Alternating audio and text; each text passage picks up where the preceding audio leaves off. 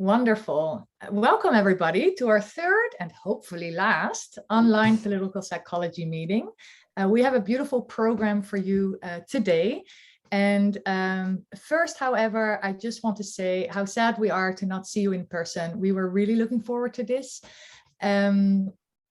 Really looking forward to the drinks, especially afterwards. So next time, I think we need to make sure that we do that first and foremost. Maybe we should start with that next time.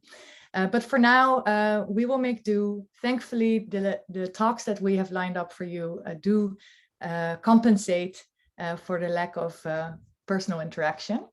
And our first speaker today is Yasin Koc from the University of Groningen, who will tell us about how apology doesn't kill the guilt.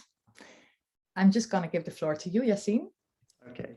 Thank you, Annika. I'm going to share my slides and we'll start talking about this. Just give me a heads up that this is working all fine. Yes, and I should say, of course, in this interdisciplinary environment, that Yasin is a social and organizational psychologist. Yes. So that's probably the perspective that we'll be hearing from. Yes. First of all, thank you for the invitation. It's my pleasure to be talking about my research, but at the same time, I was tricked to give this talk because I was told that it was going to be in person, and right now I'm doing this online, which I'm not enjoying as much as I would. But Joannika kind of said she was sorry and apologized, and I know that apologies don't kill the guilt. So hopefully next time we will really get those drinks that we were promised. Before I make more fun, I want to mention that this is a project that was led by my bachelor thesis student, Yasin Koc from Germany, who was here in Groningen last year. And currently, currently he is doing a pre-doc position at Stanford University with Michelle Galfand. And this was his bachelor thesis, and we are continuing this project to make it something bigger and larger. And my partner in crime, Joel Anderson, is also involved. Oops. Okay, so this is going to be a very basic theoretical introduction for me to tell you. But when Yasin and I were having cocktails and talking about what kind of research we can do for his bachelor thesis, we were talking mostly from privilege literature and how privilege awareness is related to guilt for advantage group members, and in some cases also how this guilt is related to collective action support. We were interested in the majority, and that's typically very different than the research that I normally do, because majority should deal with their own stuff themselves. I don't really want to or need to help them. But Yasin is a majority member, so we thought that maybe we should do something in terms of allyship and majority. That's why we were looking at many different literatures, and when we started looking more into the collective apology literature, most of the things that we encountered, maybe we missed some of the literature, but most of the things that picked our attention were whether collective apologies were issued and in which manner they were issued, and then what kind of forgiveness this received from the disadvantaged group membership. And a lot of research comes from Australia with stuff on the Aboriginal community and the apologies issued by the politicians, and whether there's empathy in the apology or whether there are other patterns that make people issue forgiveness or accept that this apology is legitimate. But what we realized that there is not much that looks at what happens after advantage group members apologize. And this was the thing that we picked our attention, and then we said we can focus on this. And the whole point was actually really what happens to perpetrators or people who belong to the perpetrator group after apologizing. So these are slides from my student. This is the first time I'm giving this talk. This is his reasoning simplified. And I made simplified in italics because I don't think this is necessarily simplified with a lot of boxes, as you see here. But he would talk about this by saying, in a playground, child A steals a toy from child B, and child B cries and the parents scold child A. So there are different reactions the child A can give at this point. There could be a defensive reaction, and then child A can also cry or scream or try to defend themselves. But at the same time, child A can also feel bad about stealing the toy. So this is the part that we kind of think about guilt and guilt induction from a transgression.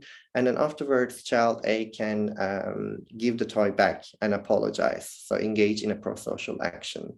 But what happens afterwards? So child A feels good about himself or herself, and this causes some sort of reaction about the guilt that they felt.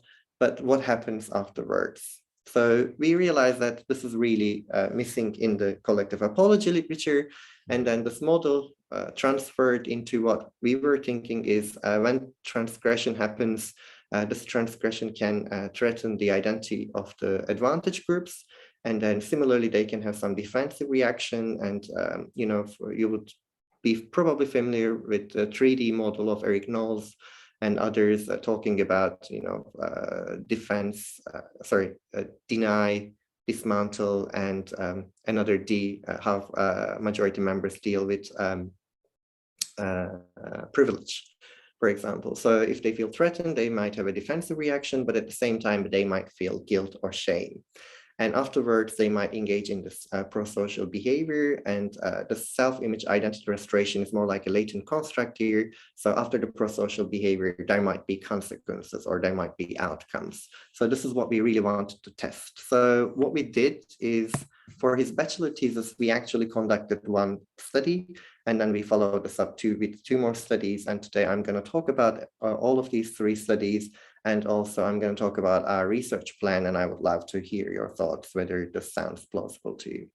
So we wanted to do this in the context of the US. Again, that's something very untypical for me to go and collect data in the US, because I come from Turkey originally, and I think there's a lot of research that I can already do in this part of the world. But we thought that this would be very interesting to actually go and do the study there. So from our perspective, the transgression that we were interested in, the discrimination of Black people by the white majority in the US. And in some cases, this could create some sort of identity threat, especially now this is becoming more and more on topic, and people are discussing this. And we wanted to achieve this by, in our design, across 3 studies, the designs are very similar with subtle differences that I'm going to mention. What we wanted to do was basically ask all the participants to read a newspaper article about the George Floyd case. So we assume that this would induce guilt in our participants, and afterwards they could engage in some sort of defensive reaction, which we were not interested in, we didn't measure. But we also assumed that some people would feel some guilt or shame about their white identities. So afterwards, we had one control condition that we didn't ask participants to do anything after they read the newspaper article, and then they responded to our outcome variables. But in the first study, we had 2 experimental conditions. So in the first experimental condition, we said, this happens. And now we want you to take a moment to think about this, what happened to George Floyd, and in general, what happens to Black people in the US. And we want you to write an apology. And in one condition, we said, we want you to write an apology on behalf of all white Americans. And in the other condition, we said, we want you to write an apology on behalf of these small groups of American people or white American people who commit these kind of transgressions. Spoiler alert, there was no significant difference between these 2 groups. So that's why we collapsed them when we were analyzing it. And in study 2 and 3, we did not go for a subgroup apology. We just asked them to apologize on behalf of all white people. But the reason that we conducted study 2 and 3 were also in study 1, we had a lot of ideas, a lot of different variables that we were interested in, and everything was super exploratory. And after the first study, we wanted to, just get rid of the second experimental condition and get rid of the potential moderators and just go and collect data with a refined design. And in study 3, we did something else, which I will explain in a bit as well. So after half of the participants or 1/3 of the participants apologized, we asked them a number of questions. And these questions are clustered in terms of emotions. So how does this work when, after apologizing, what happens to the guilt or shame they felt after the identity threat, which we never directly measured. We just assumed that reading the article would induce guilt or shame. And then what happens after apologizing? And we compared this against the control condition where they didn't do anything. And also we were interested in what are other variables that could be interesting here. So we basically, the first thing that we measured was guilt and shame in terms of emotions, but in terms of intergroup related variables, we asked for support for collective action or support for specifically Black Lives Movement, the Black Lives Matter movement. But we were also interested in whether some of the variables that were, that were used in previous studies, especially if you're familiar with Katia Teixeira's and Russell Spear's research on advantage group support for collective action for Black Lives Matter movement. We were interested in the variable in-group image protection, whether engaging in this kind of prosocial action protects your image, or out-group gain, whether engaging in this type of behavior benefits the out-group. But also I was interested in whether this has any costs. Whether this has any costs in terms of the attitudes towards the out-group or how one perceives their in-group, but also at the personal, individual level, whether that affects my self-esteem or positive or negative effect after I apologize. So we had a bunch of these variables that we put in studies. So what I'm going to do is now I'm going to present a lot of results. But I will remind you what the variable on this slide is, and then I will remind what we expected to find. And then you will see 3 different scatter plots, and I will mention which effects are significant. But basically, it's study 1, study 2, and study 3. And effects are mostly consistent, but there are also differences that I will talk about. So at first, what we expected in terms of collective emotions was when asked to apologize, so all the participants were white Americans. And after guilt induction, when asked to apologize, participants will feel the least amount of collective guilt and least amount of collective shame as compared to the control condition. And this effect would also be moderated by the in-group identification. But as you can see across all patterns, and in the first study, we found a significant main effect of apology and also significant interaction effect. In the second study, we didn't find an interaction effect, but we did find a small effect of the condition. And in the final study, we found both main effect and interaction effect. So what you see here is the blue or green line across 3 studies is the apology conditions and in-group identification on the side. So basically, high identifiers feel more guilt after apologizing. In the second study, apologizers feel more guilt, but it's not moderated by identification. And in the third study, it's the same as the first study. So it was exactly the opposite of what we expected. Actually, when we were hypothesizing, we were not really sure which direction we should hypothesize, but one of the reasons that we hypothesized that high identifiers would feel the least guilt after apologizing was that because apologizing is a prosocial act, and then they would just be relieved of these negative emotions and they will just feel fine afterwards. But turns out, I think apology actually reinforced the guilt. In the second study, the second variable is collective shame. And in the first study, we didn't find any effects on collective shame. In the second study, we found a main effect of apology. So people who apologize or participants who apologize felt more shame as compared to those who did not apologize. So here I would like to tell you the timeline of these 2 studies, and then this is a post-hoc explanation. But when we first collected this data, I think it was last year in November. So it was, I think guilt was more salient, or guilt came out significant in our results. But the second study, we collected the data 1 week after the trial of George Floyd was concluded. So, the difference between shame and guilt, guilt being more about actions and shame being more about identity or who you are. Perhaps, I think the conclusion of the trial made some of these high identifiers or some of these white Americans to think that this is who we are. This is what our identity is. And basically, in the second study, right, 1 week after the trial was concluded, apologizing increased shame as compared to non-apologizers. And in the third study, we actually have both a main effect and an interaction effect that apologizing increases shame, especially for high identifiers. I hope this is clear, and I'm just going to continue, and this is going to be the pattern of results that I'm going to mention from now on. So just a summary, after apologizing, people felt more guilt and more shame as compared to the control condition. And this was also moderated by in-group identification in that high identifiers felt more of these emotions. There are differences across studies, but we will meta-analyze this at some point. So our main variable that we were really interested in was support for collective action, because if people apologize and then it relieves them from guilt and then it makes them feel better about themselves, maybe they don't think that it is necessary to support action or be allies. And then again, we found exactly the opposite of what we expected. So what you see here is after apologizing, the support for collective action was higher, and this was a significant interaction effect. And in the second study, again, collective action support was higher after apologizing, especially for high identifiers. In the third study, we don't have an interaction effect, but we still have a main effect of apology. But this is not moderated by in-group identification.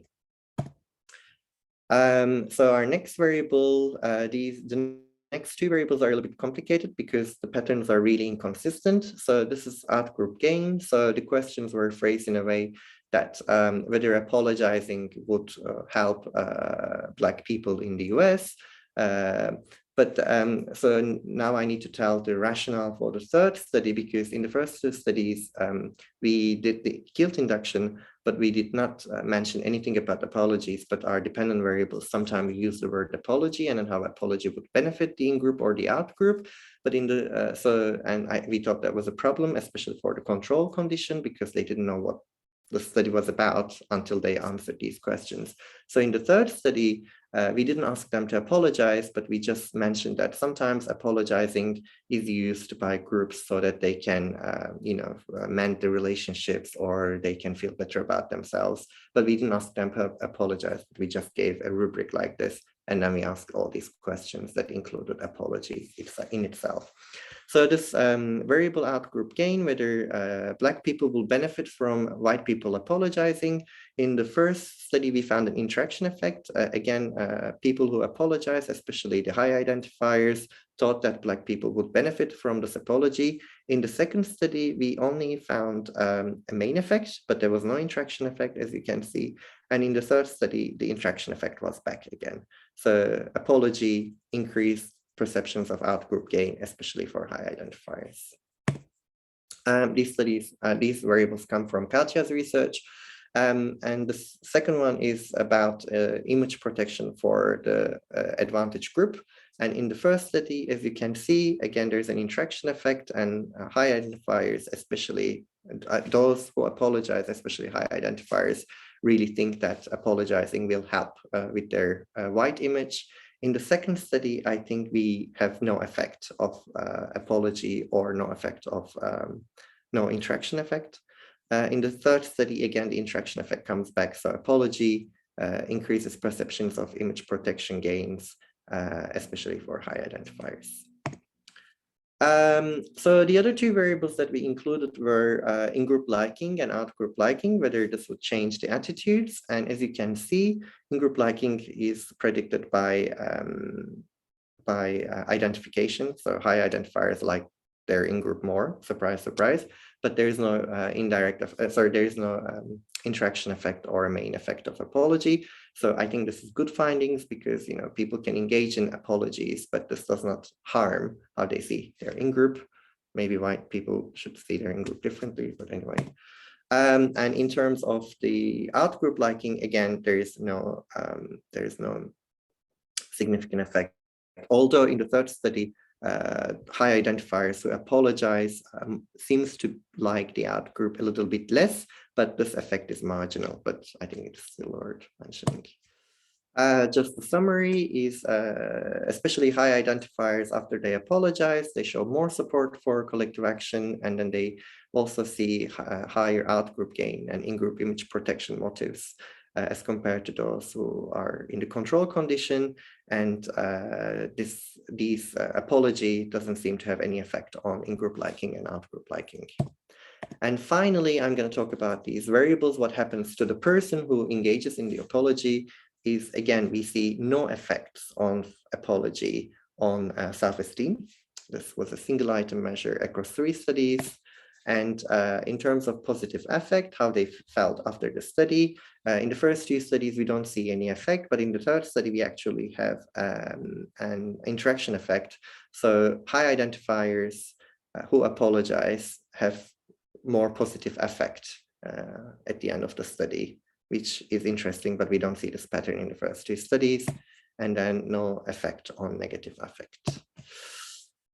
So again, what I always wanted to say from the beginning is, like, it seems like apologizing or engaging in an apology for the majority members is good for support for social change, but it also seems like there's no cost for their in-group or also for their personal situation. But across 3 studies, there are a lot of consistencies, but there are also a couple of inconsistencies that needs to be addressed. But we also have quite a few limitations. So I'm just going to quickly talk about these and the next studies that are lined up. So I would love to hear your thoughts on these. So all these samples came from Prolific. They were not necessarily representative, and this first study was very exploratory, but as I said, in 2nd and 3rd studies, we did not include any potential moderators or extra variables or extra conditions that were exploratory. So I think we just stopped doing that. But the biggest problem or biggest situation is that we excluded people that refused to apologize. So we coded these apologies when they wrote to be read, but we had this predetermined exclusion criteria that we would only include people who apologizes, because we wanted to see what happens after people engage in an apology rather than they refuse or whatever. And actually over time, what we saw is we didn't really look at the statistically, but anecdotally, what we saw is the number of people who refused to apologize in the experimental study increased. So one of the things that we really need to fix is actually, this is the first problem, that we need to make people really engage in an apology, because these results only concern those who engaged in an apology. There could be a social desirability effect, of course, and can we generalize our findings? But what we really want to do is, before we go to the other context, run all the other studies, how we can actually increase people's intentions or people's behavior in apology. That's something that I would love to hear your thoughts in. And we are thinking about social norms, perhaps, but also we have some other ideas to follow up. So we have already applied for an ethics for this. We are going to ask Catholic people to apologize against transgressions against LGBTQ people. So we wanted to see whether this is going to work in a different context, but also in the Netherlands, we wanted to run a study by looking at colonial past and more recent transgressions like Zwarte Piet, and then whether this the situation about time, effect of time will be different. But I think I'm going to stop now. I would love to thank my student who led this project, Bastien, and my collaborator, Joel Anderson, and thank you for listening. Yes, thank you, Yasin. Really great presentation, super interesting. So for the people listening, you can, if you have a question, you can put it in the Q&A box, and I will read them out loud, and then Yasin can answer them. I just had a clarification question first. How did you measure these emotions? Also shame and guilt, but also this positive and negative effect. And I was also wondering whether you measured the emotions before the apology and control condition and then after again to see whether there's really some release of guilt, or whether you only measured it at one time point. Yeah, so We did not measure before the apology, so we just thought that this would just be guilt induction. I don't do a lot of pre-post measures, but maybe that's something that could be incorporated in a different design. In the first two studies, we measured guilt and shame with long items. Things like, I feel ashamed because of this, I feel ashamed, and these kind of things. And then in one of the talks that we received this feedback, and then in the third study, we also put just like, I feel ashamed, embarrassed, and these like just emotions without a context, and also anger that was suggested by Russell Spears, and we find the same effects. But I presented the same one so that the talk would be consistent. And I think you had a second part of your question that I don't remember now. How you measured it, like what kind of also positive and negative effects. Yeah, and I was thinking maybe positive negative effect is like from affect valuation index. It's just like emotion. Yeah. How do you feel right now? Yeah, because I was also thinking it might be interesting to do some physiological measurements and to see whether it sort of decreases after people receive the apology treatments. Yeah. There are some questions in the chat, which I'll also have a look. Yes, so first, Jolanneke made a comment. She said, theoretically, it is possible that in a control condition, people use their own mental strategy to reduce guilt, which is maybe more effective than apologies. Yeah, that's very true, because I mean, I always feel very weird about control conditions because you really don't know what's going on in a control condition, especially when it's an empty control condition. That's a very good point, Jolanneke. If you have any ways to tackle that or address that or incorporate that in the design, I would love that. But that's a very good point. Well, this one you could check, I think, by having a pre-post design, right? Because then at least you can see what direction it's going in. But Eric's next question, I think, is another one that has the same sort of premise, I think, but that would not be solved in that way. Yeah, should I read it out loud? Yeah. So Eric is saying, I also wonder if apology without action, along with it basically serves as rumination, which would upregulate guilt.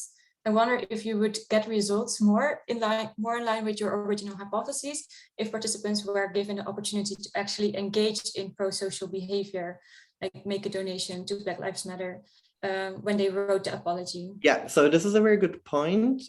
This is also how we conceptualize pro-social behavior. So I think the way that you conceptualize it might be different. The outcomes might be different.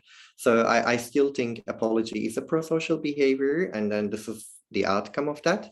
But at the same time, I think you're right. Maybe our original hypothesis would be supported if we asked them to do some sort of a donation or something like that. We did talk about the rumination possibility. But again, I mean, there are other things that we can do with the data, because we really ask people to apologize, and then they wrote things, and then we can try to code these things and then see whether there's an aspect of rumination and whether that within that experimental condition also moderates these effects. But very cool comments. Thank you. Okay, yeah, there's another question from Diamantis. He's also part of the Hot Politics Lab. He says, thank you, Yasin, interesting topic of research. I wonder about your ideas on social desirability and what makes you consider it as a factor in the apology-guilt relationship. Yeah, in the first two studies, we did not say anything about what would happen to those apologies. So we also made it very clear that if people don't engage in the apology, they would still be paid in the study. So they knew that, but that's not just the only reason social desirability happens. But we didn't say anything whether we would read the apologies or whether they would be given to other people. But thinking about social desirability, perhaps we can incorporate something into our design and say, can you please write an apology, and we are going to give this apology to someone to read and evaluate or something like that. And then maybe people will engage in a more performative apology, and then the results would be different. And then we can actually unpack those differences that, I think, and that can say something about social desirability. But I just don't know how that would affect, but it could be something that is there. But we really wanted to control by saying that you don't have to do this, but you can do it if you want. And some of the apologies were heartbreaking. People really felt and they apologized. And some of the things were heartbreaking because people refused to apologize in very strong manners. Okay, we have another question from Maarten Bezouw. Thank you for your presentation, Yasin. I am curious whether you can distinguish between sincere apologies and people who just apologize because they are being asked to. Maybe you can look at a range of reactions to transgressions and focus on those who apologize out of their own will. Yeah, so again, that's a design thing. So we can just give the option to apologize to people, or we can even say, you know, do you think do you think this is worth for an apology? So would you like to apologize or whatever? And then whether people, you know, we can just give option and then they can just choose if they want to do that or not. And I think I think in terms of those who chose on their own will to apologize, I think the effects will get even stronger. So I'm not expecting the effects to disappear or get weaker, because since we only focused on those who actually apologize, the effects will even get stronger. But I don't know how ethical that will be, or whether I will get an IRB approval here. But like, you know, I was doing some studies when I was in Edinburgh years ago that, you know, we would ask people an opinion and then we would ask them to write something against their opinion. We were measuring authenticity at the time. But, you know, if you can also do designs like that, you know, do you think this deserves an apology? And they say no. And I'm like, okay, great, write an apology now. Or they say yes, and then I just don't ask them to do an apology. Because if somebody already thinks that it's worth apology and then they're primed with the idea of apology, maybe they don't even need to write that down. You know, if they agree, maybe they will get the same effects. But I don't see this as a problem, and I don't think you do either. But like, I think this is also another study that we can just add to the program. Yes, okay. Matthijs Rodijn asked two questions. First of all, I very much like your toy stealing analogy. Having children myself, I was wondering if you could say more about the third step. You argue that after being scolded, a child could behave defensively or express guilt and shame. To what extent is this a strong or? My experience is that children are very inconsistent creatures and that they can be very defensive and feel sorry at the same time. I could imagine grown-up people experience with white guilt and defense at the same time. What do you think about this? And would this have consequences for your expectations? That's a very good point, and thank you for saying that you like the analogy, because I wasn't a big fan of that, and I was also scared that some people would be like, so you're likening, you know, Black Lives Matter movement to a child stealing a toy, but this gives some sort of confirmation or, you know, validation for us. I'm not sure if it's an either or situation. You're right. I mean, I explained it like that at the beginning, I think, but at the same time, we didn't really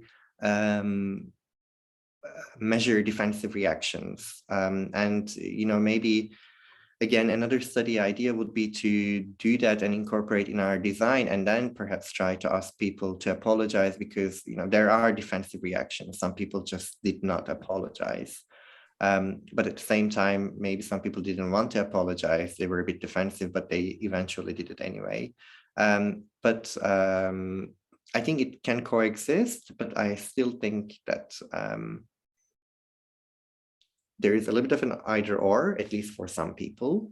But I think that's something that we can incorporate in the design, probably. Okay, yeah, and he has a second question. He says, I might have missed this, but could you say a bit more about why you think the effects are in the opposite direction? Could there be a spiral of guilt? Salience of guilt fuels more guilt.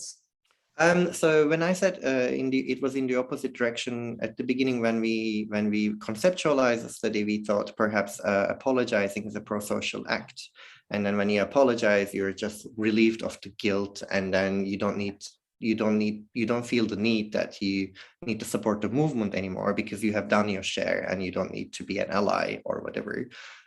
But this wasn't the case in the first study. And then the more we thought about it, we thought perhaps apologizing is a different type of prosocial action. And then as Eric said earlier as well, so maybe if we ask people to do some sort of donation, maybe they would be like, okay, I'm done here. But apologizing seems to be increasing the guilt. And yeah, maybe there's that spiral, as you mentioned, because we thought that it might actually alleviate the guilt, but it doesn't seem to be the case, especially for high identifiers. Yeah, interesting. Okay, next question, Anne-Leal.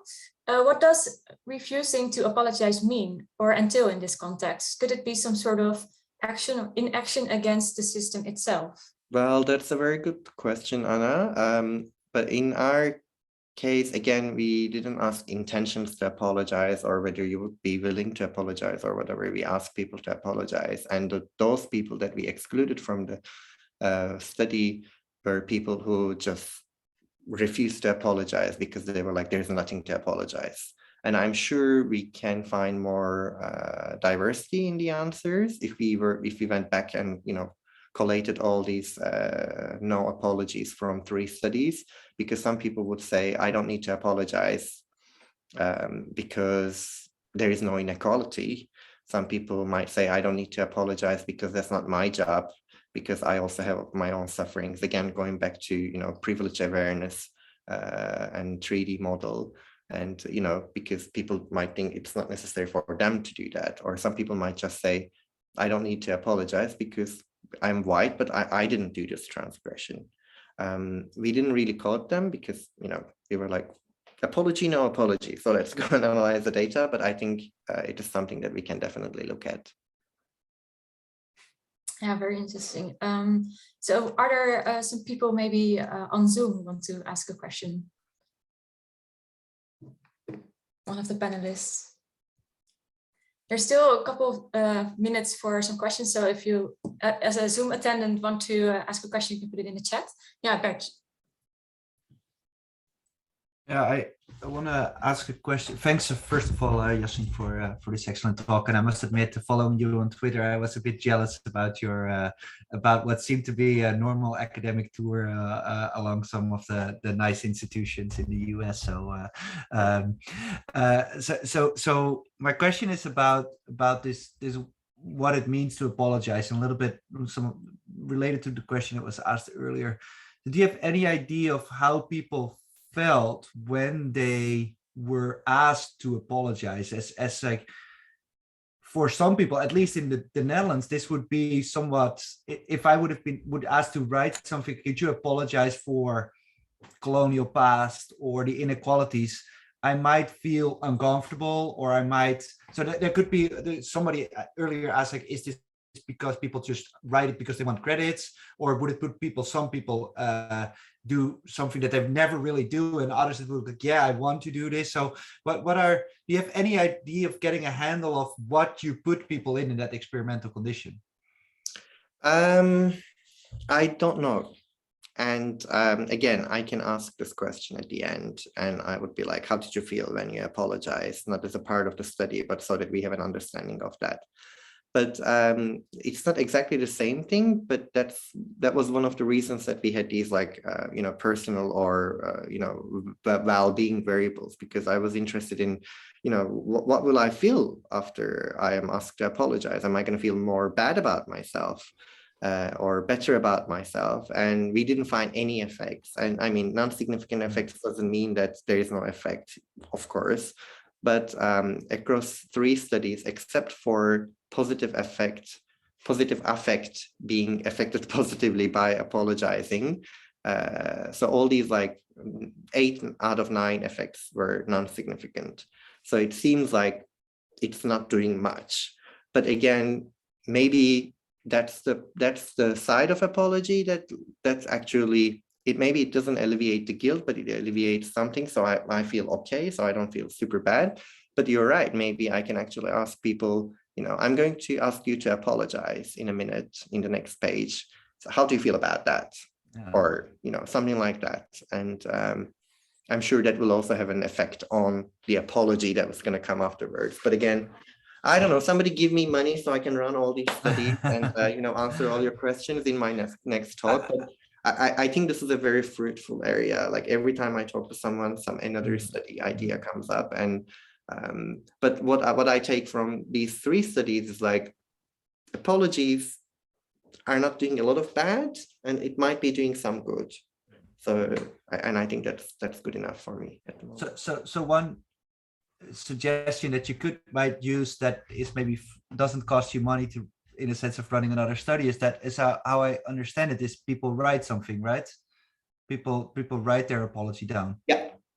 So is there a way of maybe content coding these apologies in a sense of getting a handle of the complexity of the apology, or the amount of, is it some sort of sentiment you could get out of it, a smart way of getting at a way of proving that they were indeed apologizing, or yeah, I'm getting at some sort of degree of sincerity, I guess, or which might be hard, but given that you have that text data, there might be some way to get a handle on addressing this question of what did people feel when they were asked to apologize, at least from what they wrote down. So our predetermined criteria for exclusion was remorse, whether they expressed remorse or not. I think we excluded people who said, I'm sorry for what happened. We didn't include those people because that's not an apology. Yeah. So we, like in all the participants that were presented today, there is remorse, but I think that's not just one thing that we can look at, right? So there's probably more than that, but you're right. We have the text data, and it's absolutely possible to look at all these things. Tia is asking a similar question, I think, in the chat. Yeah. Tia's question, I think everyone can read. Thanks. Interesting as always. Not sure if I've covered this. I didn't, but do we have any plans to analyze the actual apologies people wrote? We absolutely do. Yeah, definitely. And I think perhaps in the next talk that I give on this topic, I can also put a couple of apologies, because that can really also show to people what we see as apology and then what we used to exclude, because if they didn't show remorse, we didn't include them, but probably there is more than remorse that we can look.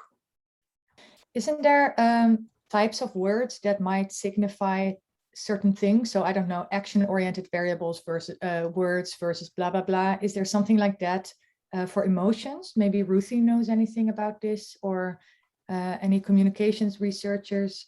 So if you use adjectives versus, I don't know, do you know what I mean? Yeah, I mean, I think it's also getting more and more popular. I think Craig McCarthy does some work even on Twitter. If people use a we language rather than a I language that's looking at identification and groupings and stuff, I'm sure that could be possible. And I mean, perhaps we do in a way that we really look at the first study, perhaps more from like a create a code book or whatever, and then get these things, and then look at the apologies in second and third study as more from a confirmatory perspective, and see the ratios and what comes out in there, and then how that relates to guilt and all the other emotions that we have in the study. That's definitely possible. Thank you for the suggestion. Yeah, great. I think, Annelias has one more suggestion. There is some work suggesting that an effective apology to an outgroup needs to include guilt and empathy. Perhaps you can try to see whether these are expressed in apology they wrote. Yeah, exactly. That's we did see those papers. So that's most of these are experimental studies showing to a disadvantaged group member to evaluate an apology, and then whether the one that includes empathy is better than the other or whatever. But we actually didn't think that we can go like from the other direction and then look at that. And that's a good suggestion, Anna. Thank you. Yeah.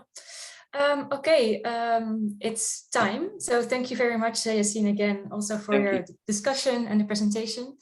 Really interesting work, and we hope to hear more about it. So we have a second speaker, and she will join a little bit before 3. So we now have a coffee break, so everyone can just get something to drink and be off Zoom a little bit. Welcome for the second part of this Dutch political psychology meeting, which I should say is a co-sponsored by our Hot Politics Lab, and I want to thank Christian for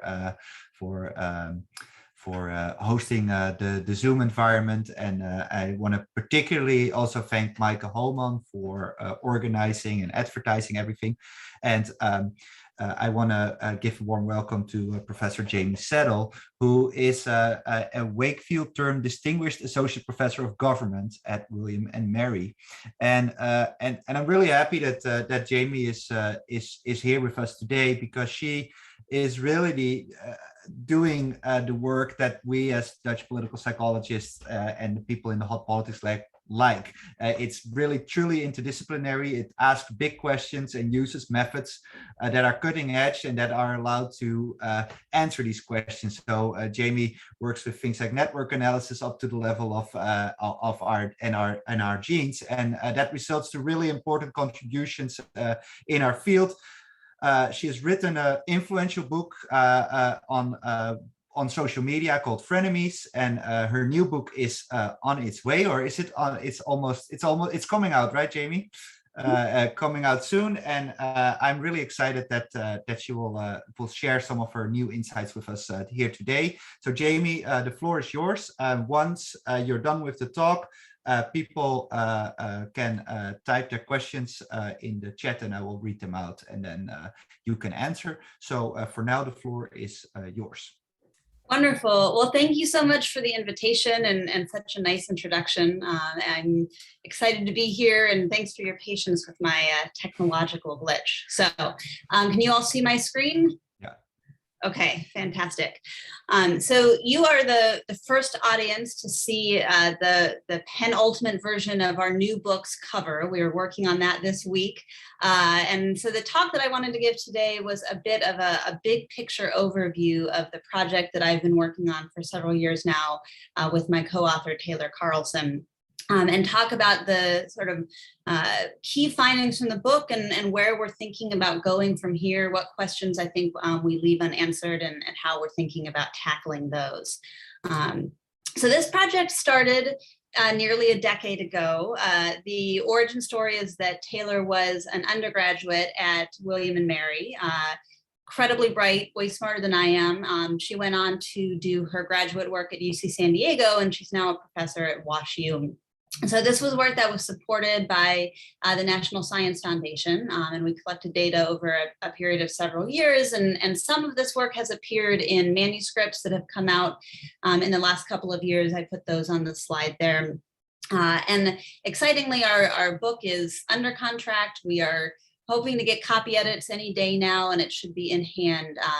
They've said it probably won't be ready by the Midwest conference, but it should be ready by APSA in the fall. And so even though we are done right now with this stage, the book's about to come out, we're not done with our interest in this project. I think for both of us, this represents a really big question that we want to continue to explore over the course of our career. And so I'm looking forward to any feedback you all have about things you think are missing, or ideas that we should push further on as we think about future work down the road. All right, so the past year, I think, has made really clear to Americans that we are in a uniquely fragile moment in our nation's history. And I think that people across the world are feeling this. We're seeing, as many of you all have studied, the rise of populism, economic discontent. There are a lot of reasons that people are starting to accept the extent of the deep divisions in many of the societies we live in. I think for Americans, it really has been in the last 12 to 18 months that we've fully accepted just how polarized things have become. And I think most people know that, at least in the US context, we're not going to be making progress on this deep-seated polarization without some sort of institutional or structural change. But at the same time, embedded within that call is this idea that somehow if we could just get people to talk with one another, if we could help people see that they have more in common than they do have things that are different, that this would be an important step in our ability to move forward and overcome the polarization that we've seen in the past few years. And I think civil society has really stepped up to try to fill this void. There are now dozens of organizations that are trying to help people communicate across lines of difference. And this is a different theoretical perspective than the deliberative democracy framework. So you've seen over the past 20 years, organizations that try to bring people together in order to make collective decisions in a more deliberate, transparent way. But these organizations are different. These are organizations that are largely premised on the idea of intergroup contact theory, that are saying that if you structure situations under the right kinds of conditions, that people will be able to learn and learn to empathize with people who are different than them, and that will change the stereotypes and negative affect that they have toward members of their out group. And so these organizations are really busy trying to do this, and I think that there are a lot of political scientists who are partnering with these sorts of organizations to try to understand how these conversations might work. But at any sort of large scale, the solutions are going to rely on more organic forms of interpersonal communication. We can't basically organize our way out of this. We need to think about how people can be talking differently in their day-to-day lives. And this is where I think the literature in political science really comes through. There's a mixed bag of findings. We are confident that we know how to structure situations to get strangers to talk with one another in ways to increase their empathy and lower their levels of effective polarization. But when we've studied organic political talk, we actually see a much more mixed pattern of findings where, yes, sometimes we achieve the aims we want. Sometimes we do succeed in promoting tolerance or helping the uninformed become more informed or encouraging people to participate more. But there's also evidence that these outcomes can backfire, and that in certain situations, interacting may make polarization worse or may have important distortions in the way that people understand the information environment. And so if we think about the principle of first do no harm, we certainly don't want to be suggesting an intervention that could backfire and could be making things worse. And so the contribution that Taylor and I are trying to make is putting forth a framework to think about new kinds of questions about the process of political discussion.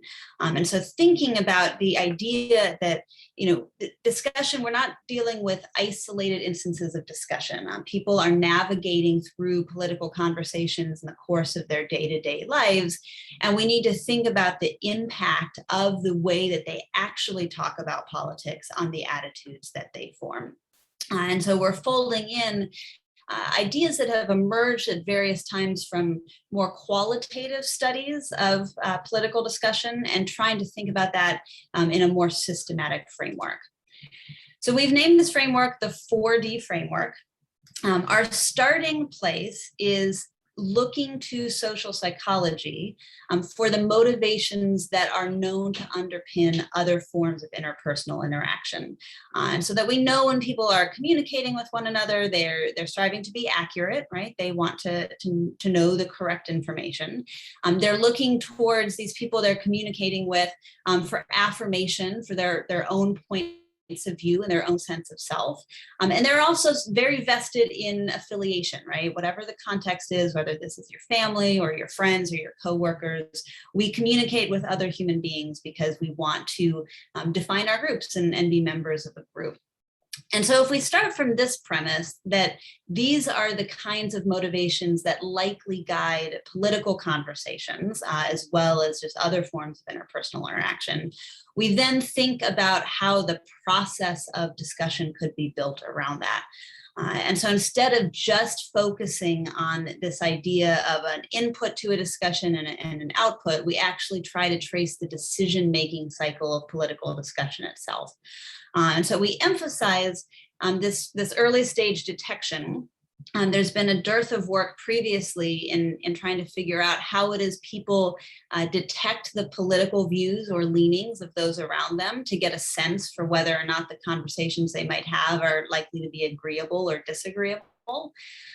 Thinking about the decisions that people actually make. We know that people truncate their discussions. We know that people often try to derail political conversations that could emerge, and so trying to understand the situations that do lead people onto this off-ramp. Thinking about what happens during a discussion itself, the decisions people make about how to censor their viewpoints, possibly conform to a group decision. And then finally, determination, because this is an iterative process, thinking about how the experiences people have in those discussions change their attitudes about how they want to communicate with people about politics more broadly. And so we're asking different questions at different stages of this. We are thinking about using new forms of measurement to try to capture dynamics that previously haven't been captured before. Okay, so we ran a bunch of studies. I'm not going to go through all of these. I want to have the chance. I'm more interested in what you all have to say in conversation, but just as kind of a big picture point of view here, we started collecting data in 2013, and we very intentionally wanted to use a mixed methods approach. And so we have both survey data that mirrors a nationally representative sample. We have lots of different types of survey experiments. And then we have 2 different lab experiments on convenience samples of William and Mary students that incorporated physiological measurement. And so I pointed to where some of the different findings have appeared in our manuscripts. If you're interested in those, I'd be happy to send them to you as well. But I'm going to give you kind of the overview of the patterns and what we found, and then take a deeper dive into the physiological patterns we found, since I know that's likely of most interest to several people in this crowd. All right, we have a lot of findings. We collected data for almost a decade, so there's a lot to work with. But at the 30,000 foot level, we find evidence that people are able to detect characteristics of potential discussants, and that some people seem to be better at it than others, and the people who are better at it seem to be the ones who have the most conditional discussion preferences. So the people who are most likely to only discuss politics based on whether or not they're going to be entering into agreeable conversations or not are the kinds of people who seem to have the most refined detection systems for sussing out the viewpoints of other people. At the decision stage, we find several patterns about what kinds of conversations are likely to occur and which are likely not to occur. Interestingly, we found that people seem to need more compensation, which we're kind of measuring the cost of conversation in one of our studies by seeing how much compensation they would need to have certain kinds of discussions. And interestingly, they demand more money to talk without partisans, even about topics that have nothing to do with politics. And so this suggests that these conversations across lines of political difference have seeped out into other forms of communication as well. I'm going to take a deeper dive into our pattern of findings in the discussion section, but the top line finding is people are very physiologically activated when they even think about having a discussion, let alone actually being engaged in one. And finally, we do see that about 25% of Americans report that they have distanced themselves from a friend of theirs, because of the political views or the kinds of conversations that they have had with a friend. So these are the takeaways from the book. I'm going to zero in on number 3 here, talking about the physiological activation.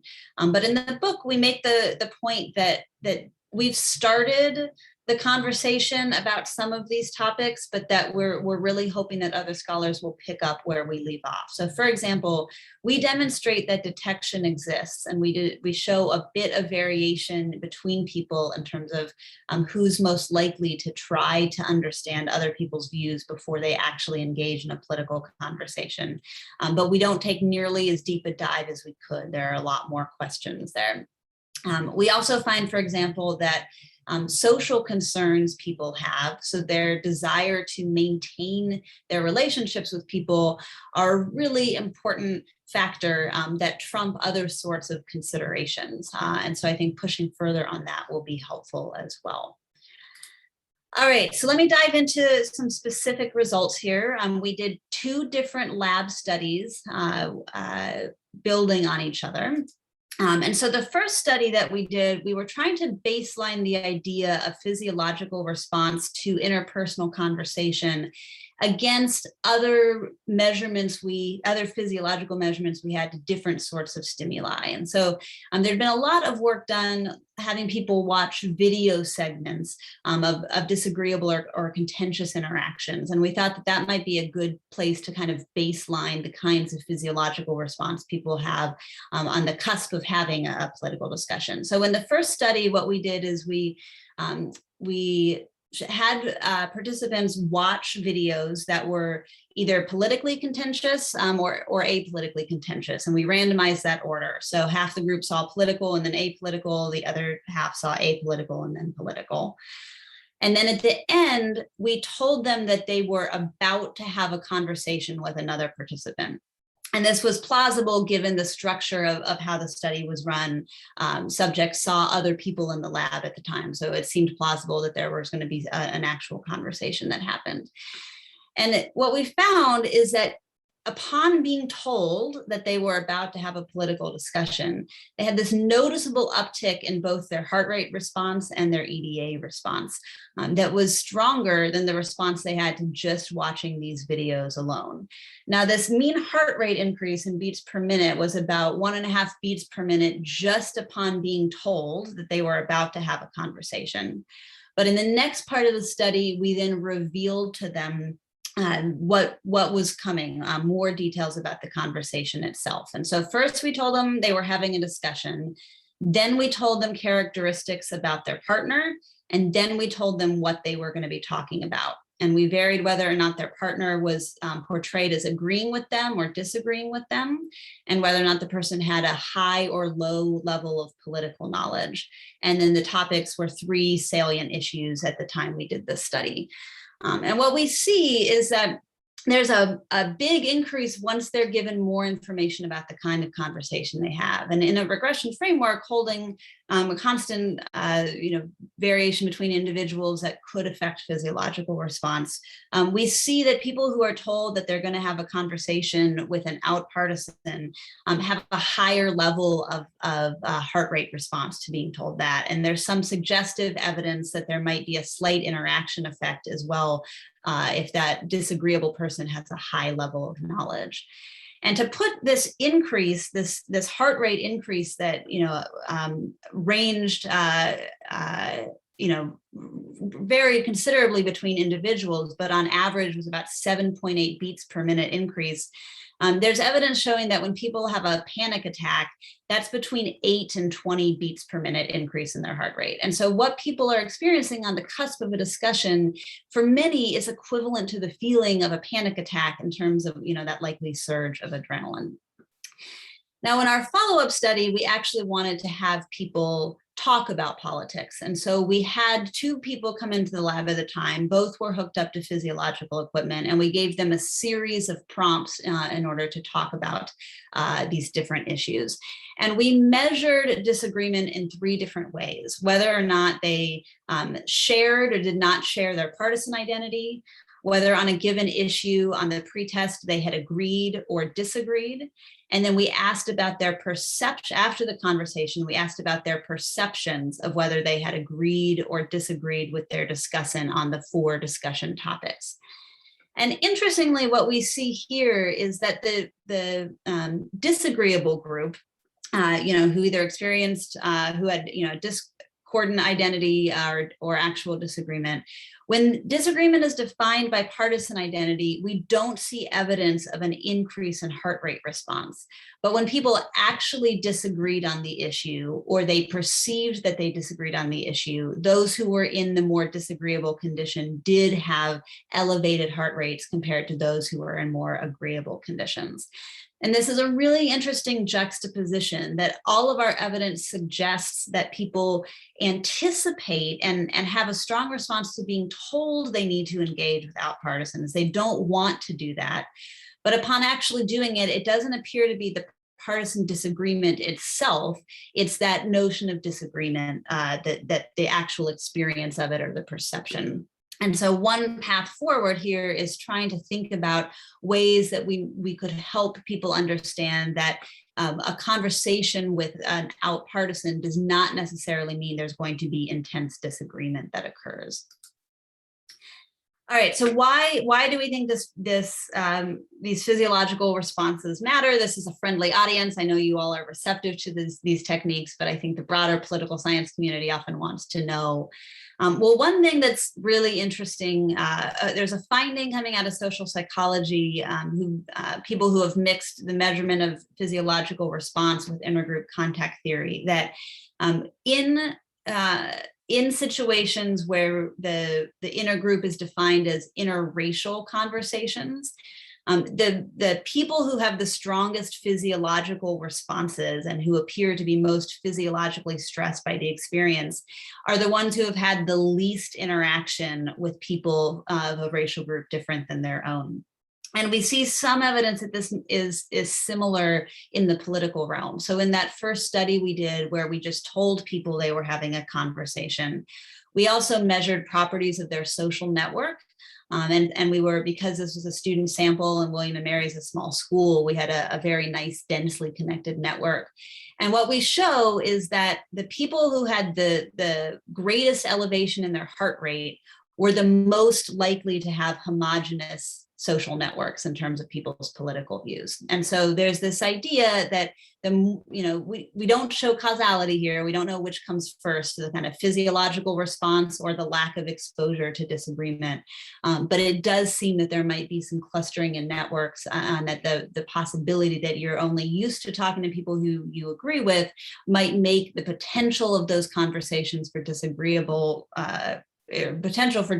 conversations even more physiologically activating. All right, so the implications here are that the conversations that people lead themselves to are the least helpful for overcoming our divisions. We find that people gravitate towards small conversations with like-minded close ties, and that they prefer to talk with people at their same knowledge level.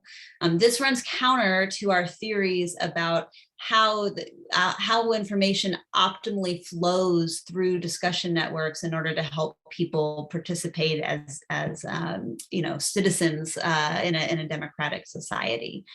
We also find evidence that some of the group dynamics within these conversations encourage extremity and conformity. But we also point out that people can't avoid these conversations that they don't want to have. And if we're going to think about the impact of political talk, we have to incorporate the idea that people may be talking about politics when they don't want to, and that's going to shape their experience, both physiologically and in terms of how they interpret what they just experienced to the next opportunity that they might have about conversations. Now, in our follow-up work, we are pushing a bit further to try to understand the relative contribution of different factors about discussion configuration, as well as pushing further on intra-party dynamics. So most of our work has conceptualized disagreement as issue disagreement or as partisan disagreement. But there's another interesting fracture among the highly engaged and the less highly engaged. And Krupnikov and Ryan really make this interesting point that the polarization that may be happening in the US is not just partisan, but also based on this idea of people who really, really care about politics and people who don't.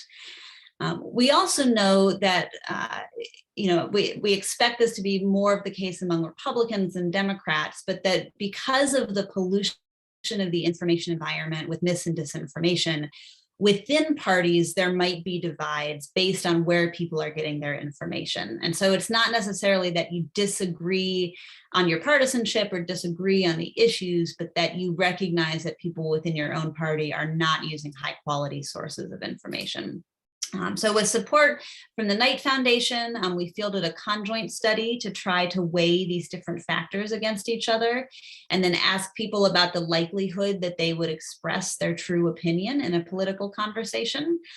So this is the prompt we gave them. Then they would do the series of evaluating the conjoint, and then we would ask them about the likelihood. These are the different factors that we wanted to weigh against each other. These are the factors that emerged from our previous work in terms of that stage 2 decision, the things that seem to have an impact on the conversations that people move into or try to avoid. And so this design hopefully will allow us to understand these factors in relation to one another to get a sense for what the most powerful influences are. And so as an example here, someone would be told this is a potential conversation they're going to have, and then would tell us how likely they are to actually express their true opinions.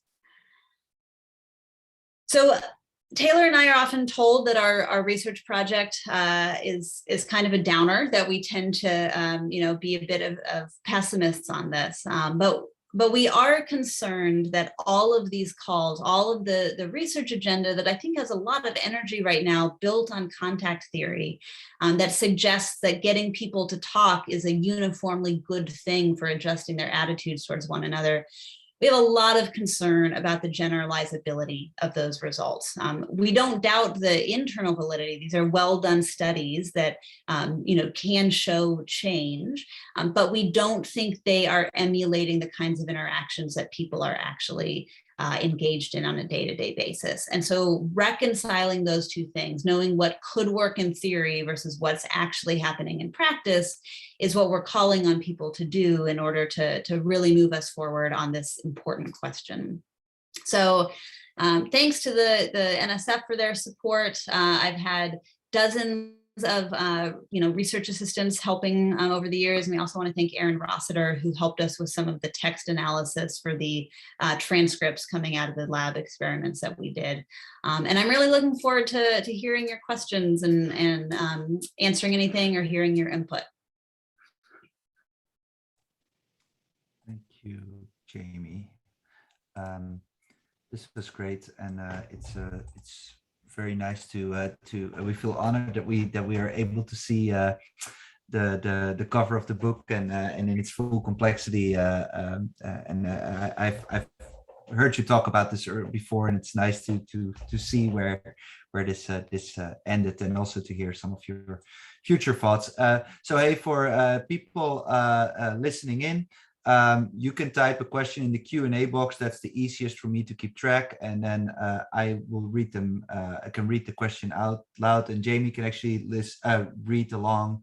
So if you press on the Q&A button, Jamie, you see the question. But first, do a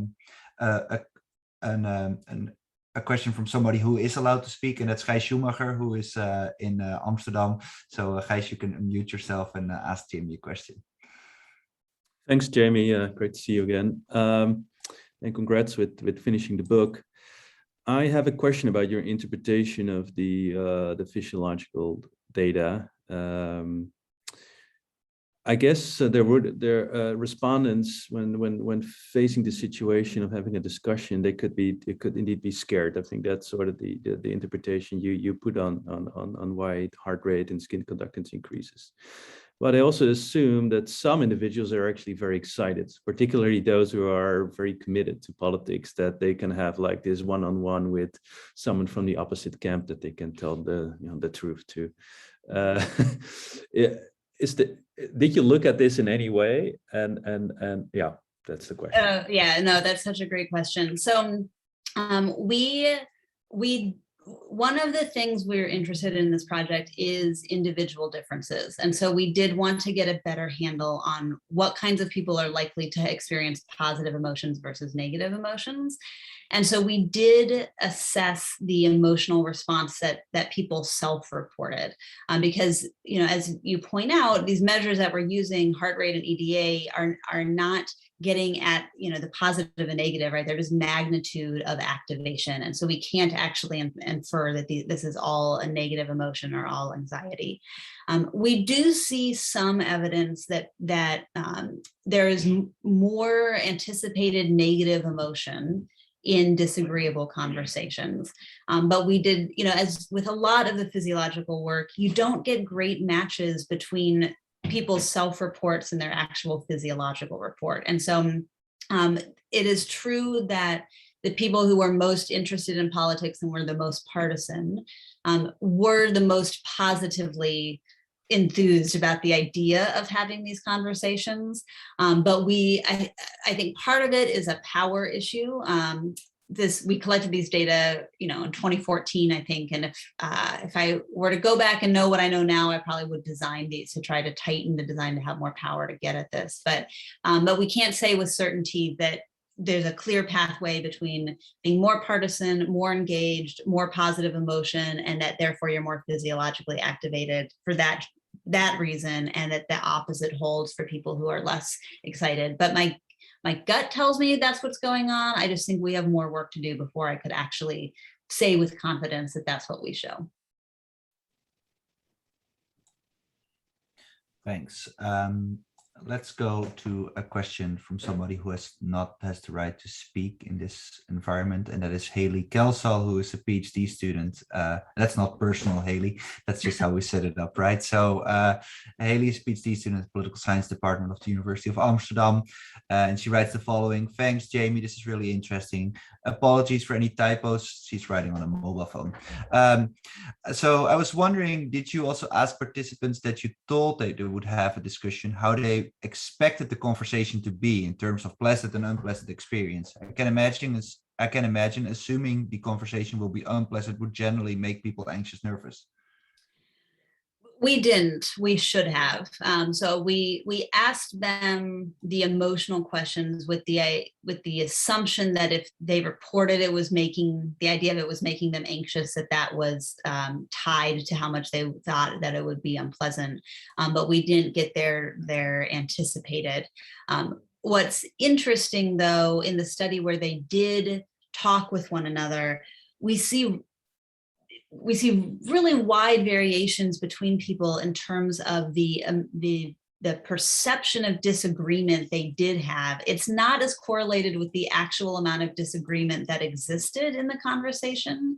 The perception of disagreement seems to be more tied to people's sort of what they came into the conversation expecting, right? And so I think it's just another reminder that sort of objective reality and the way we perceive that reality are not always as correlated as they could be, but that if we're talking about psychology, it's really people's perceptions and experience that matters more than the objective existence or lack thereof of disagreement. Right. Related to this, Jamie, did you look at it's a question for me then actually, did you look at the responses in skin conductors heart rate during these conversations as well? So in a sense and do you have any sort of, when the conversation became more tense, do you see a spike? Or, you have these studies that sometimes people that affiliate, they start to align their heart rate, right? There's all sorts of things happen. So do you have anything that happened during these conversations? So we have the data potentially to look. The way we structured it, we were trying to do a compromise between capturing the way an organic conversation might go, but also structuring the experiment tightly enough that we could get meaningful measurements of conversations on these topics. So the conversations, I forget if they were 30 seconds or a minute long on each of these 4 different policy issues. And so we do have the videos and the transcripts. What we don't have is a great way to take that and identify what we would consider to be like the peak contentious moment, right? But we have, if anyone's interested in time series analysis, I mean, we have really rich data. We could do some cool things with these recordings and the physiological measurement to try, if someone has a good idea for how we could capture that based on the video or the transcript, we should be able to pair that tightly with the physiology data that we do have. Now, one of my big COVID bummers was we had a study all ready to go in the field where we really did want to push more on these contentious interactions. And we've always been interested in this idea of a topic being contentious versus the characteristics of the person you're talking to or the way that they ask you. And so we had a study planned on much more contentious issues where we were actually putting respondents on the spot to tell us, you know, being asked directly, what do you think? And they were in a small group conversation. We were like 3 weeks away from going in the field when COVID hit, and our policies, our college policies right now is we still have a mask mandate. And so, which I want, but it also means that we can't get small groups of students into a room where they can be talking to one another without masks. So I'm interested in it, but I'm not sure when I'll actually be able to collect the data for the idea that we had.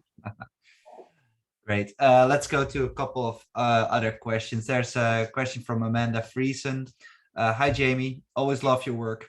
I was wondering if you have any data on when people disagree what is politics. That is, some people see everything as political and others think of politics very narrowly. In other words, parties and elections. Any thoughts on this?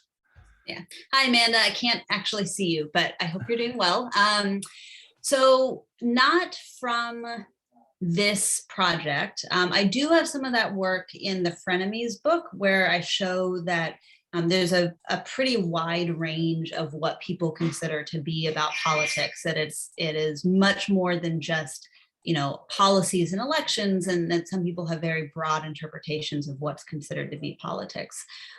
So we didn't push on that in this project. When we did a study we called the Name Your Price studies, where we used some kind of behavioral economics approaches to try to get people to put a price point on the conversations that they would need to have. And we picked things that we thought were as explicitly non-political as possible. But you know, I'm in the camp that says like everything has been politicized. There's kind of a political angle on it, you know, and so it's hard to think, it's hard to know whether or not even those things we picked, everyone would have agreed that those were non-political topics. But yeah, I'm with you that we don't know a lot about what's going on in people's heads about what is political and not, and that's something that we need a lot more work on. And if you want to work on it with me, let me know. Excellent. Next question is from Matthijs Roduin, who is one of our co-founders of our Hot Politics Lab. Thank you, Jamie, for this presentation. I have a question about the motivational framework you presented on one of your first slides. Here, I recognized accuracy and directional motivated reasoning, but it wasn't entirely clear to me what affiliation motivations are. You mentioned that this has to do with affiliations with others. Could you say a bit more about this? Is this about affirmation of identity of the groups one affiliates with? Yeah, so affiliation is about this sense of belonging. So if affirmation is more about your sense of self and more about getting reinforcement for what you believe or who you are, affiliation is about this idea of belonging to the group in which you are a part. And so if, you know, when we think about where political conversations actually emerge, they emerge among groups of people who are talking together a lot anyway, right? And so they emerge, you know, if you look at all the social network studies on discussion networks, the people that you talk about with important matters generally are also the people that you talk about with political matters specifically. And so the idea is that those are the people, those are your people, right? Whether that's your family group, whether that's your group of friends, whether those are your coworkers. I think in a polarized context, I think that's also sort of your people in terms of your political group, right? And so your desire, if you're talking with people who share your views, you want to be affiliating with that identity, with that label. So it's about that group connection, the sense to which your identity is tied to being part of the group with which you're talking politics. Excellent. Okay, next question was asked in the chat, so I will read it out loud slowly, Jamie. It's from Anna Leel. What would be the explanation for the heart rate responses to issue disagreement? Could it be because it is experienced as more unexpected and that would trigger threat? Partisan disagreement could also be more expected because participants know that there is this us versus them response. Yeah, that's a great point. So we picked issues of the way the conversation was structured. The students introduced themselves, talked about something to give us a baseline measurement, I think their favorite class. Then they announced their partisanship. And then they talked about these 4 issues. And 2 of the issues were kind of campus related. 2 of the issues were fairly non-salient political issues, one of which we thought was more partisan, had to do with immigration policy, and one of which did not cross, was cross-cutting to partisan identities. It was about standardized testing policy in the country. And so we were trying to leverage this idea of like, when we set it up so that you knew your discussion partner's political identity and that there were topics that you could expect to disagree on versus ones that may be less expected. But we just didn't see the magnitude of differences that we thought we would. And again, this is probably a power issue.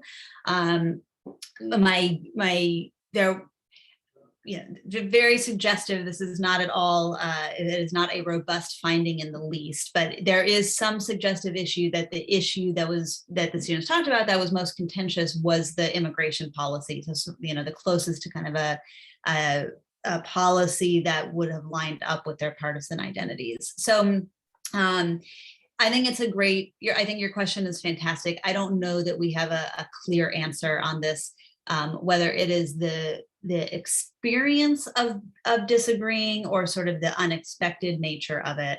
I will say what's interesting is the amount of hedging that went into these conversations. So we had pre-treatment measures of the respondents' issue position preferences.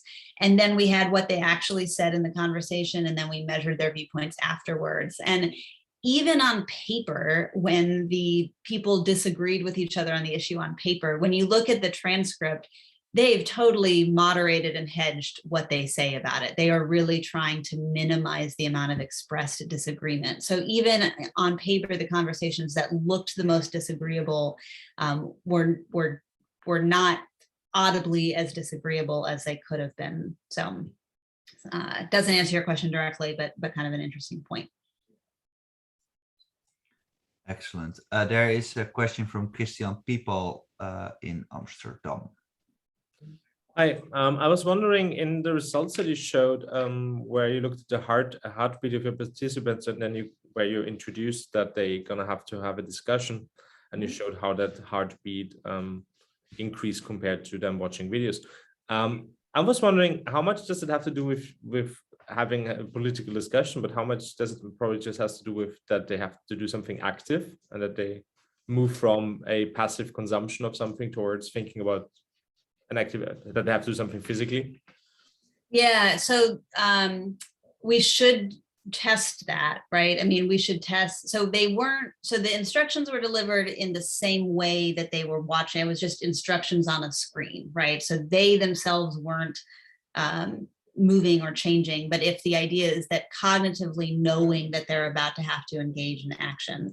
And so that would be very, I think, helpful to have included an additional condition there to try and get at how much of this is just the brain gearing up for an interaction versus not. Now, we are able to get some leverage on it, I think, in that you do see this separation between the anticipated agreeable conversations, the anticipated disagreeable conversations.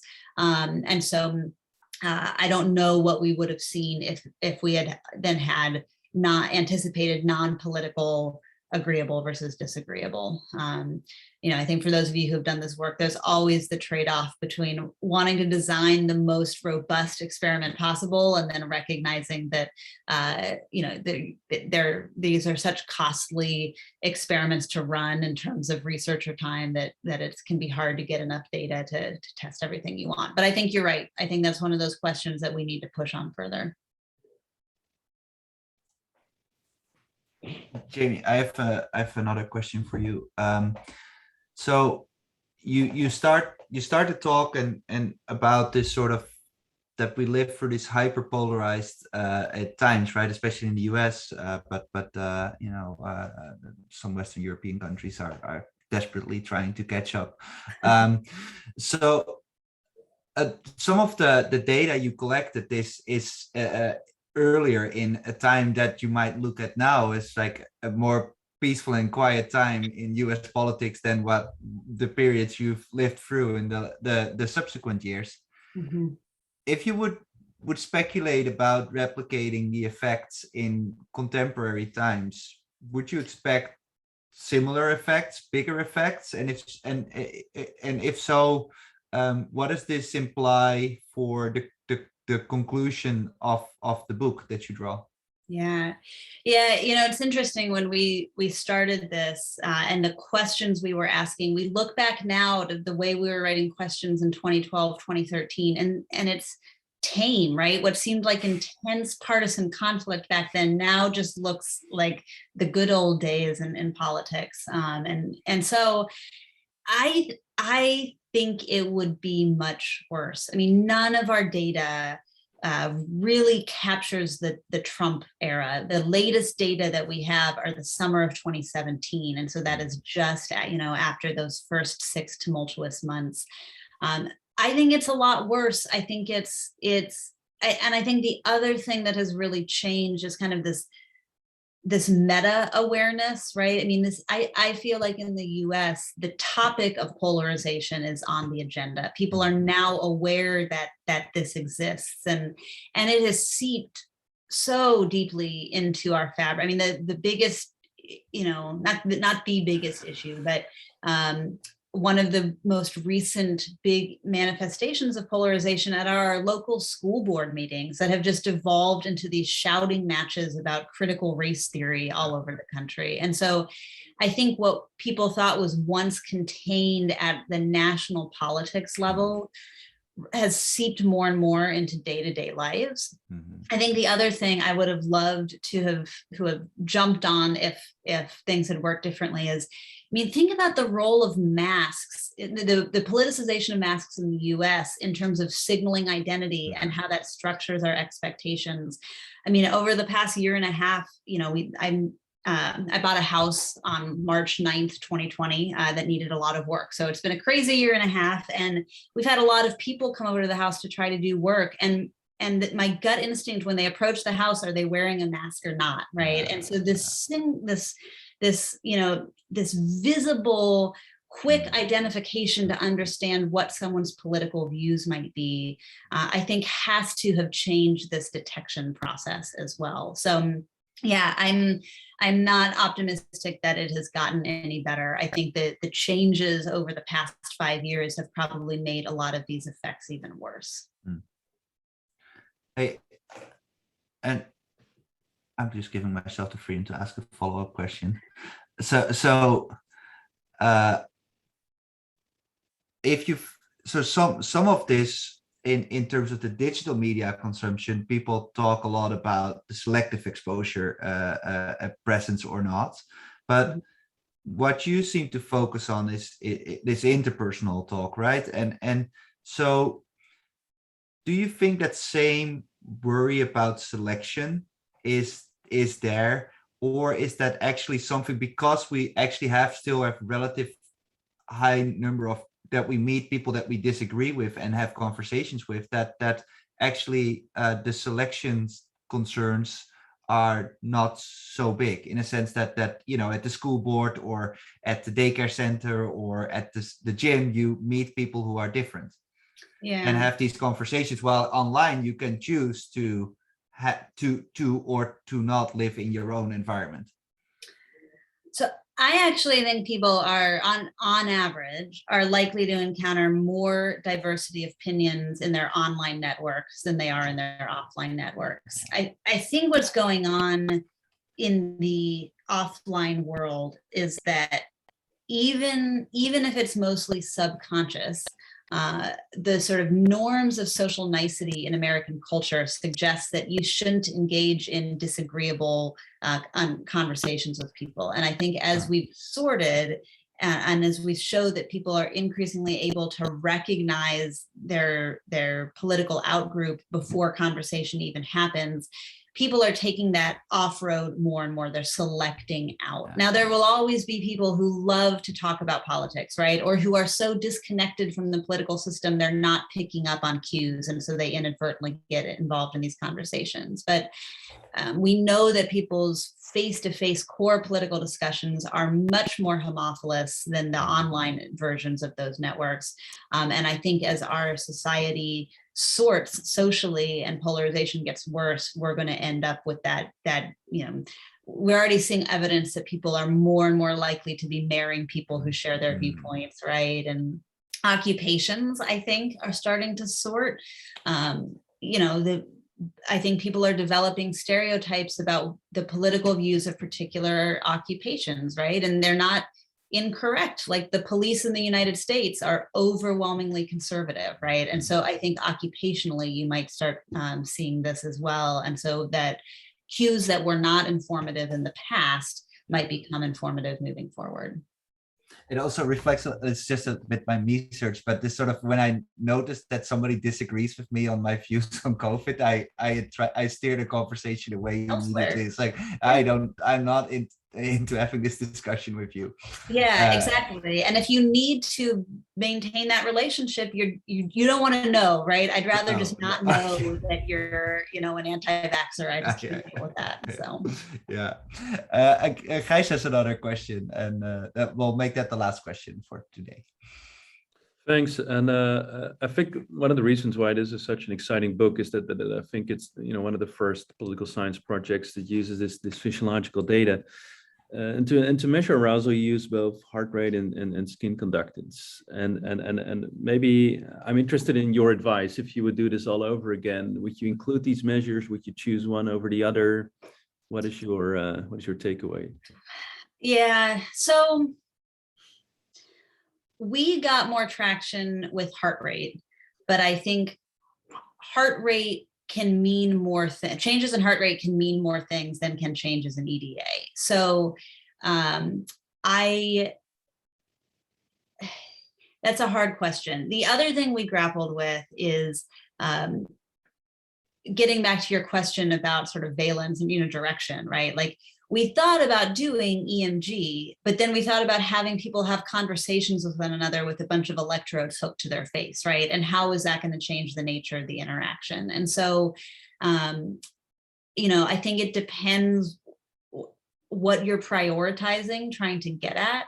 What I like about heart rate is that even if there's some theoretical ambiguity about what we're capturing, most people can very much relate to the idea of their heart racing about something, right? And so I think that even if from the measurement point of view, you have to be more vague about what you're capturing, it does map better to what people might actually be experiencing during these conversations. And it could be it is certainly an easier to explain and understand concept about what variables, what permutations are causing, varying levels of heart rate response. Excellent, thank you. I'm gonna thank you, Jamie, for giving this excellent talk and sharing some of this fantastic work with us. And I can't wait to order the book. If I talk as much about this book as I talk about the Frenemies book, that's it's going to be a competitor. I'm going to give the floor to Janneke, but first, once more, thank Maaike for all the work she put in organizing this meeting. That is really nice, and I hope, Maaike, that next meeting you are actually able to also present your work and share that with us. And I'm handing over the floor to Janneke van der Toorn for the final words and of goodbye for today. Yeah, that's all I have to say too. Goodbye, everybody. We will be organizing another one. As I said, hopefully in person, then it will be in the spring. Do let us know if you want to give a talk in this Dutch political psychology meeting, or if you have any announcements, things to share with our mailing list. We're happy to distribute the message for you. So Maaike, thank you again for putting this together for us. And we hope to see you all next time. Bye. Yes.